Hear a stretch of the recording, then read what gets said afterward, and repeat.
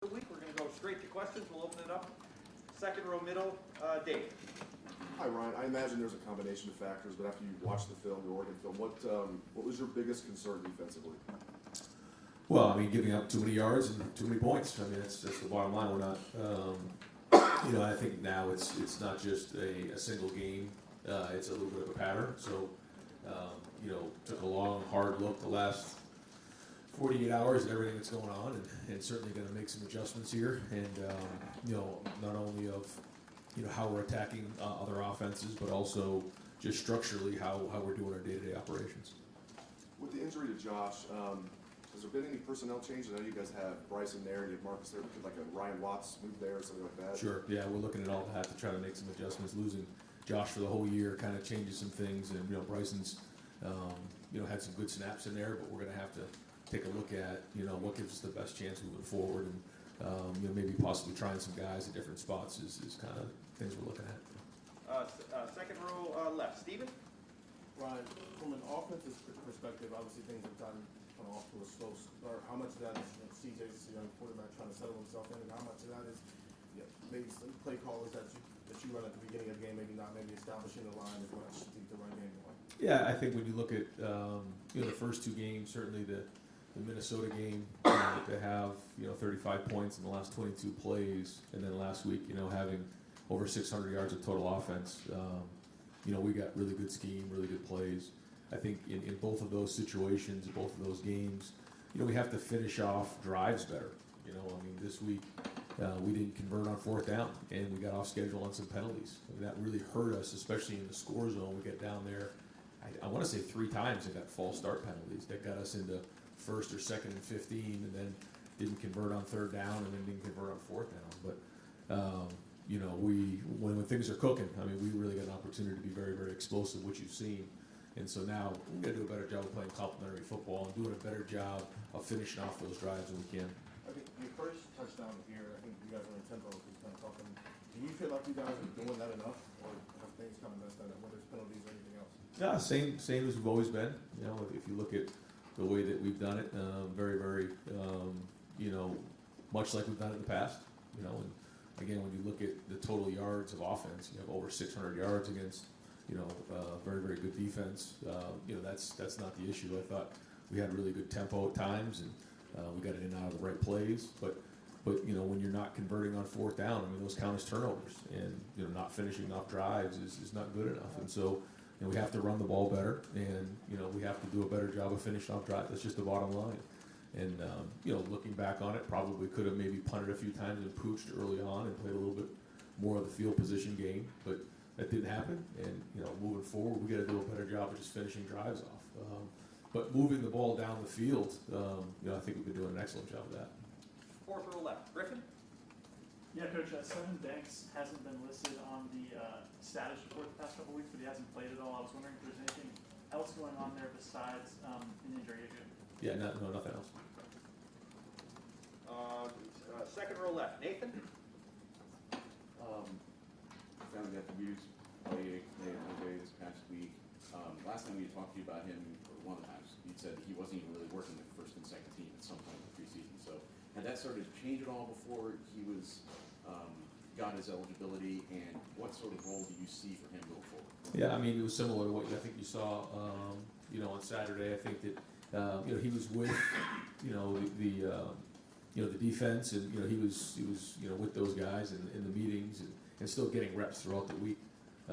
But moving forward, I think it's like you saw, the Sam linebacker spot. He's a big body, and he's a good matchup. And in terms of athleticism, speed, and size in bigger sets, especially with 2 tight ends in the game. I know things are so fluid in a lot of positions, but Ryan Watts started the first game, and Cavazos was, I think, seemed like more like 5th or 6th in that rotation, and Legend was playing a lot of snaps this last game. How are you guys sort of assessing the play from these younger guys at corner? Was Ryan available more on Saturday, and just the decision was made that he wasn't the right guy? Yeah, I think that what we're doing is we're just trying to take the snaps that we've seen in the games and then the snaps we've seen in practice and do the best we can to put the right guys out there. And we like to play depth. We don't like to play the same guys, obviously, for the entire game. So trying to find that balance is what we're at right now. And you know, we got to look at all those options. And you know, like we talked about before, is it personnel, is it coaching, or is it scheme? And you know, finding the right people in the right spots is part of coaching, and making sure that the right guys are in those spots. Second row right, Austin? Right, to follow up on that, the playing depth part, do you think that you guys are playing too many, it seems like maybe at linebacker it's been difficult to establish any consistency. I don't know. Have you thought that you need to pare that down and just let the starters play more? Well, I think if they're playing at a high level, it wouldn't be a question. But certainly because there hasn't been consistency there, that's something that we got to look into and make sure that, like you said, we're not putting guys in there and not getting enough reps and getting in the flow of the game. So it's like anything else. When it's not working, then you have to look at all those things. And if that's what it is, then we got to get it fixed and make sure that the right guys are in there for more snaps. Coming out of camp, you seemed like linebacker was still the spot that you were maybe most uncertain about. Did you anticipate that this might be the case for the first couple of weeks, that you'd have to work through it? I mean, I hope not, but yes, that's where we are right now. Third row left, Bill? Ryan, you said you might make some adjustments here structurally with the defense. Why did you feel comfortable, I guess, not doing that before coming into the season? Well, I think there was a lot of things coming into the season, coming off of last season that, you know, especially with COVID and everything like that, that was hard to identify exactly, you know, what the issues were, or moving forward, I felt confident that we could get them fixed and addressed. And, you know, when we made the adjustments to, you know, help in the pass game, certainly it wasn't adjusted in the run game. So, you know, a different issue, but the same outcome. And so now here we are, and so we got to get some things fixed. And, you know, you guys are hardly the only team that plays a lot of cover 1 and cover 3, but there aren't many teams who kind of pre-rotate like you guys do with that big safety in the middle of the field. Is one simple change up to just rotate after the snap rather than rotating pre-snap and kind of play with it too high shelf? Yeah, there's a lot of things to look at, and we're going to look at all those things and figure out what gives us the best chance. Yeah. Fourth row middle, Pat? Ryan, coming into the season, you said a number of times at Ohio State you can't lose. Right. You guys have. How do you then respond to that? We haven't seen a loss that hasn't ended a season for you guys. How does this respond in a Ryan Day team? Yeah, I mean, I think that's the key, and I think the great thing about something like this is two things. One, the issues that are there get exposed, and you get a chance to really address them with this group. And then two, you find out a lot about a lot of people when adversity hits. You know, you find out about their true character. You know, it's one thing when you know, things are going well. People can be front runners. You know, they can pat you on the back, and you know, whether it's inside the program or outside the program. But when something goes bad, you find out about who people are, and that's something that it's called life, and it's a great opportunity for our guys to learn about that and grow. And if we come out of this thing strong, it can make us better. And that's what we have to use it for, that type of thing, to build some strength within us and build some leadership, and that's what we're going to do. And these past 2 losses have always ended the season. You've had to sit on that. Is it, better is not the right word, but the chance that you get to go out and play another game this weekend and fix things, is that better than maybe spending the whole off season thinking about a loss to Clemson or a loss to Alabama? No, I mean, you know, you hate to sit on those type of things, but this loss doesn't sit well at all. It's something that, you know, we wanted to win this game, and we had it circled for a long time, and so we're very disappointed. But like you said, you know, we're able to get back on the field here within a week and start to get to work on getting things fixed. Fourth row right, Dylan? I recall after the 2018 debacle in Maryland, Urban Meyer said that his conversation with his defensive staff was uncomfortable and direct. How would you characterize the conversation? I can't hear what you're saying. Say it again. You can remove your mask, Dylan. After the 2018 loss to Maryland, Urban said that the conversations were uncomfortable and direct with his defensive staff. How would you characterize those conversations you're having with your staff right now? They're just honest. Yeah, I mean, I wouldn't say they're uncomfortable. They're real. I mean, you put on the film, and if something doesn't get fixed, it needs to get addressed. And you know, I have no problem having those type of conversations. It's pretty simple to see what needs to get fixed. And as part of Denzel Burgos, has he been as good as you could have hoped for coming into his first couple of starts and the way he's played through 2 games? I mean, I think that he's shown in the games what he's shown in practice. You know, I thought that they went after him a couple times downfield, and he did a really good job in that area. I think he's got a very, very bright future. He's like a lot of the younger guys we have out there. Everything he's doing is for the first time. So, yeah, I mean, I think for a young player stepping into a couple of these spots, he's done a good job.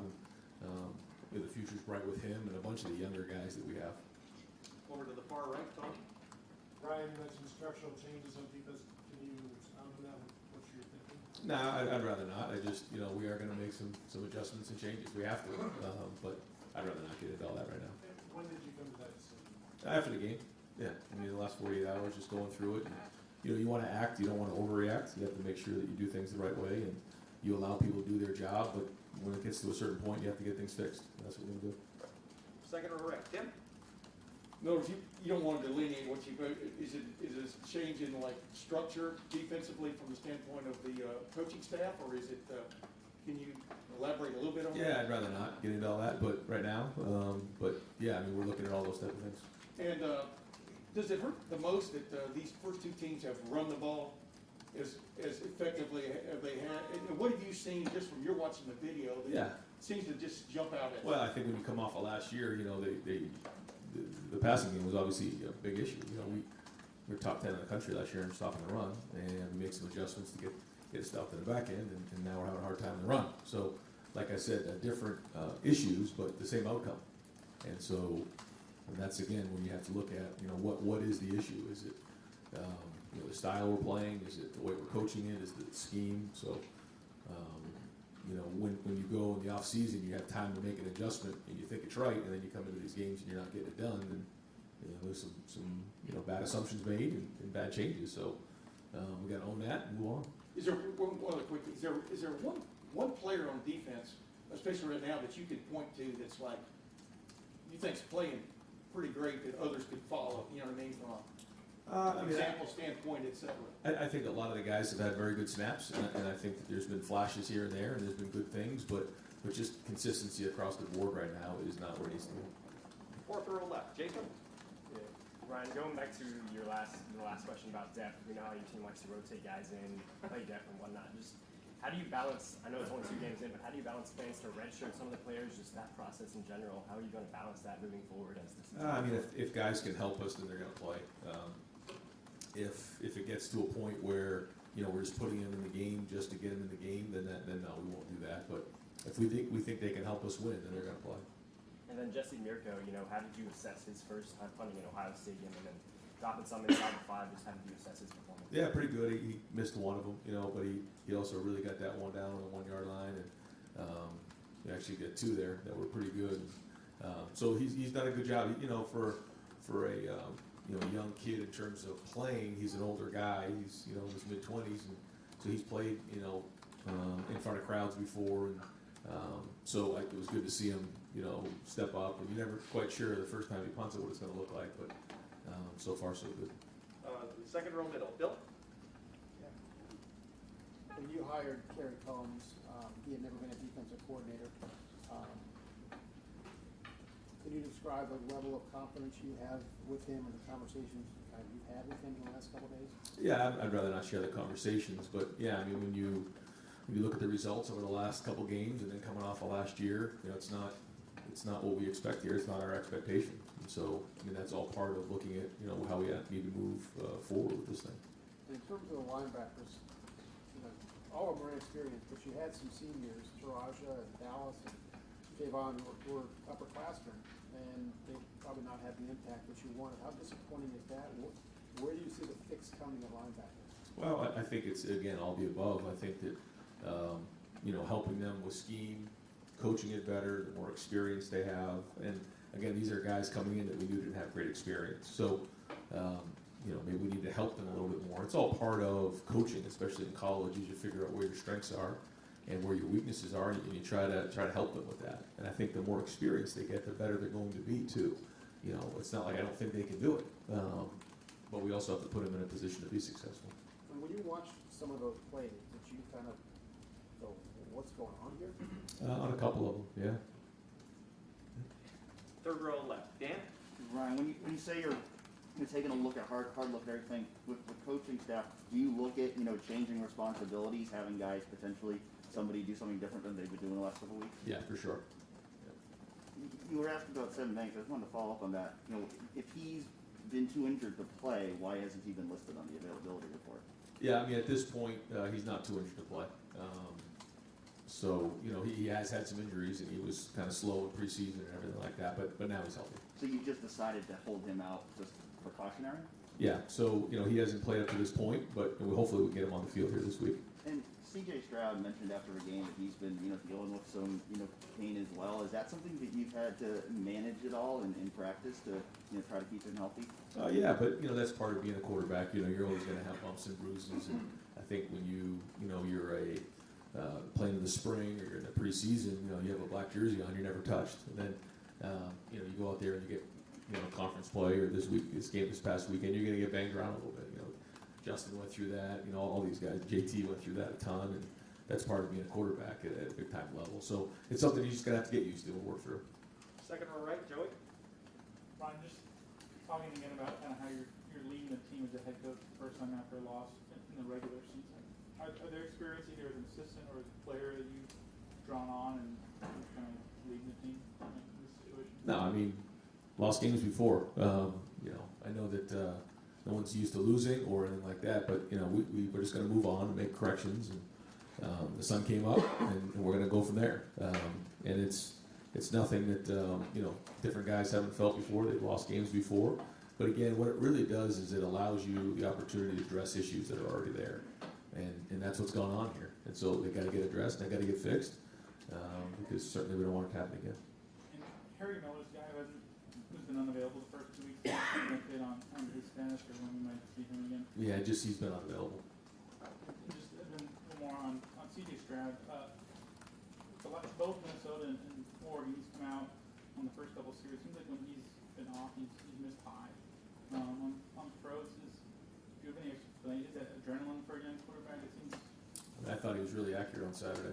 I mean, I thought he made some throws that I haven't seen a young kid make in a long time. So that was not our issue. So, back row, far right, Spencer.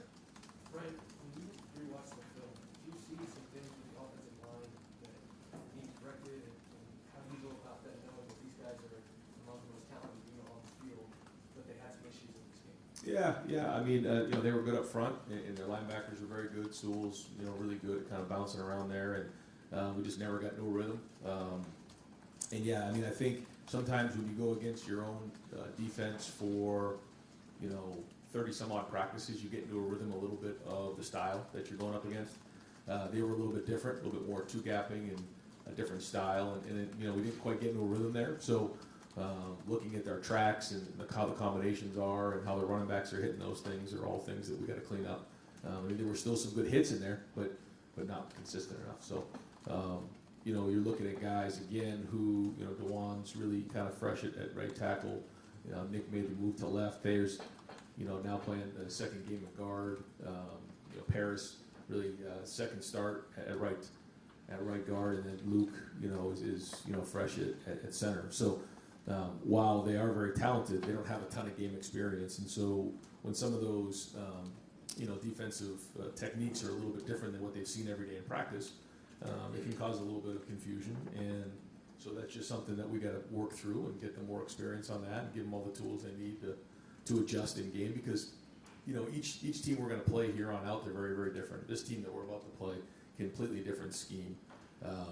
Minnesota is very different than Oregon, and then we'll have different schemes along the way. Some are 3 down, some are 4 down, some are 2 gap, some are penetrators, some pressure a lot, some don't pressure a lot, and so you see a wide variety week in and week out. And the more experience you have, and the more reps you can draw upon, like, okay, I played against this for a whole game of a 2-gapping 2 technique, then you have something to go upon, because the way that you block that guy is very, very different than the guy you would block maybe against our defense or the week before. So I think that played into it a little bit, and so we got to learn on it, make the corrections, and go. You guys had a couple of different penalties there. I think the one had 2 false starts and Thayer had the holding. Do you just kind of chalk that up to those guys pressing as the game's going on? No, they were both in tempo, and I think we got to be louder with the cadence, and we just need to keep our poise a little bit. When we're going fast, we got to get up there, we got to make the calls. It's all happening fast, so there's a little bit of a communication there. They're talking, they're identifying what's going on up front, and then there's a little bit of a false start there. That happened a couple times, and it's a shame, because if we get the ball snapped, we had big plays. So it's something that we got to fix in practice. We got to practice it a little bit better in practice, and then go from there. Far left, Mark? Yeah, Coach, Brian Kelly mentioned after the Toledo game that he's still trying to find out what his team's all about. You lost 6 guys off your front 7 on defense. Is that the way the defense is right now, that this has always been that way, that there may be way too much turnover? I mean, that's the way it is here a lot. You know, we lose a lot of really good players year in and year out, but yeah, I mean, to your point, we certainly haven't found an identity on defense yet. I mean, yeah, we got to figure that part of it out because we haven't done that. But it's something that happens here a lot, and that's, you know, you lose great players to the NFL, and you have to regroup and rebuild. Deep center field, Andrew? Can you elaborate on the patience that it takes with a freshman quarterback when he, you know, makes a mistake or overthrows a pass? And then are you ever considering possibly putting in another quarterback just given the talent behind him, you know, just to kind of switch it up a little bit? No, I mean, not after how we played on Saturday. We got to help him more. We got to run the football better. We got to play better defense. You know, that's the bottom line. Second row left, Steve? Yeah, Coach, along those lines with CJ, it seemed like he ran really tentative the 3 times he ran the ball. He was sacked 2 other times.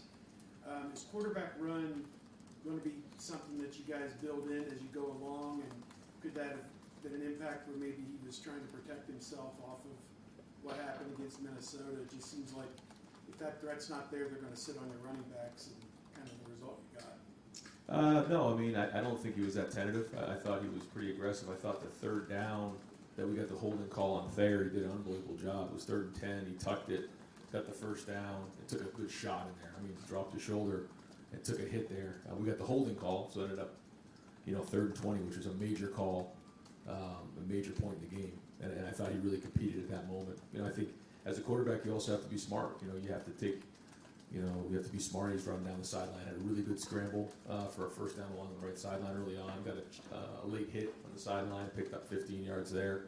So, you know, I think he's got himself out of trouble. I think in, you know, 2 games, I think he's had 2 sacks. I think they came at the end there.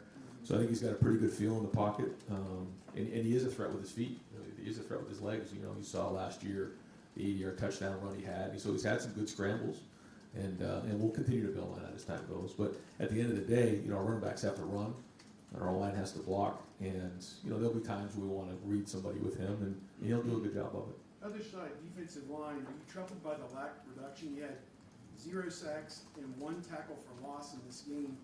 And I know you guys talk a lot about changing the line of scrimmage and putting them back a yard or 2. Just seems like you didn't get any of that in this game. Yeah, I mean, that is frustrating for sure. Yeah, I mean, we gotta create some disruption. We got to affect the quarterback, and we didn't do that. 3rd row middle, Doug? Ryan, you said there were some plays that you watched and said, man, I sort of completed that. The 77-yard touchdown run for them to open the 2nd half. Your middle linebacker follows the tight end out. Safety's a little offset. What happened there? Is that, did somebody miss an assignment coming over? Was it just the scheme was wrong? Just a specific to give us a little help. Yeah, it was a fit. You know, the communication, it was an issue up front, and the fit was wrong. And you know, I'm not gonna, you know, throw out specifics, but yeah, the fit was wrong, and then it spit to the safety, and the safety didn't get him down on the ground. And so it was a lack of execution. Okay, and then I know you don't want to tell us everything that's going on, but I just don't know if it serves anybody for us to leave here like vague, not 100. Is Kerry going to call the defense this weekend? Again, I don't want to get into specifics. You know, I don't want to keep looking at it this week. I don't think it's something that we're going to, you know, decide right now either. It's going to be something that, you know, we all got in there, and we all are taking a hard look at everything we're doing, from scheme to, you know, our structure to all those type of things, and what gives us the best chance as we play against Tulsa to win the game. And we'll look at all those things, but you know, no hard decisions have been made that way yet. You have a 10-year college defensive coordinator in the building, and Paul Rhodes, who's an analyst. Is that somebody that, when you have somebody with that experience, could be an option if you needed something and elevate him to an assistant? I mean, Paul is a great resource for our coaches, and he's really good. You know, the hard thing, you know, for him in any type of those type of situations is, you know, he doesn't really know the players that much because he doesn't really get a chance to coach the players. So that would be unfair to him. And but I mean, we're obviously looking at all those type of things right now to figure out what gives us the best chance. And he's great for our coaches, and he's a great resource. Good coach. You have time for just a few more over here to the far right. Clay? I just want to confirm, I thought you said that some people on the staff have new duties, and they are, you made some. I didn't say that. Oh, you did not? I don't think so if I did. Okay. But we are looking at all those type of things to see what gives us the best chance, and if there's some things that guys can do better, then we'll go from there. Your focus is usually on offense. To have to move over here, is that disconcerting or surprising to you that now you've got to address that? Yeah, I mean, I'm not happy about that at all. Yeah, I mean, that's part of the deal is that, here for me to do what I need to do on offense, I need, the defense really on point, the special teams on point. I need Mark Pantoni to do a great job in recruiting, Mick Moroney to handle strength and conditioning. And the minute that I get taken away from those type of things, then it affects everything else that's going on in offense. And so, yeah, I mean, to be honest with you, that, I'm disappointed. Proper right over here. Don? With that said, Coach, are you going to get more involved with the defense? You're going to start going to one of the meetings and all that? I mean, how will this change for you? Yeah, not on the intricacies of it all, but yeah, certainly needed to get in there and figure out what exactly are we doing moving forward. Hire guys to do a job, and they got to do it. But now, kind of going in there and figuring out, okay, who in that room and what are we doing moving forward gives us the best chance to come up with ideas to get this done. Because we have good coaches, and we have good players, and so we can figure this out. But we have to again ask hard questions and maybe make things uncomfortable, and that's part of my job. But as far as any kind of hard changes with staff, you haven't come there yet? I mean, it's going to be kind of over time, yeah, and we'll get there. But right now, we're just going to kind of work through it and figure out again. Let's have a great day of practice today. What gives us the best chance against Tulsa, and then as we get closer to the game, we'll figure out if we need to move things around for game day. Fourth row left. Jack? Hey Ryan, you're losing Josh is obviously a big hit to personnel, but you're also losing the most veteran member of that safeties unit. Do you feel like you're losing some steadiness or maybe some leadership in that area? Yeah, experience. We need experience on defense right now. We don't have a lot of guys with experience, and so when you lose a guy like that, it hurts because he has played for us. When you look back there, there's a lot of guys that haven't. So, that's another shot. Final two questions here. The first one, Bill, second row left. Bill? Yeah, I want to ask about Jackson Smith-Njigba. Obviously, he had a big game. He gets overshadowed because of Chris and Garrett, but what do you see? What have you seen from him so far, and what do you see for his potential? Yeah, I mean he's had a good spring and preseason, and then that first game really didn't get in the rhythm of it all. With 48 snaps, you really don't get into it, but you can see what his potential is, and I think he's very, very good in the slot. He can change directions. He can wiggle free against underneath coverage players really well, and has big play potential. And so made some really big catches for us. Had some really good routes. And so again, he's got a chance to be really good for us. And when you look at some of the depth we have in receiver, we haven't been able to see those guys quite yet. Julian Fleming and some of the guys that have been working really hard, and they're coming, because we have really good depth there. Third row left, Bill.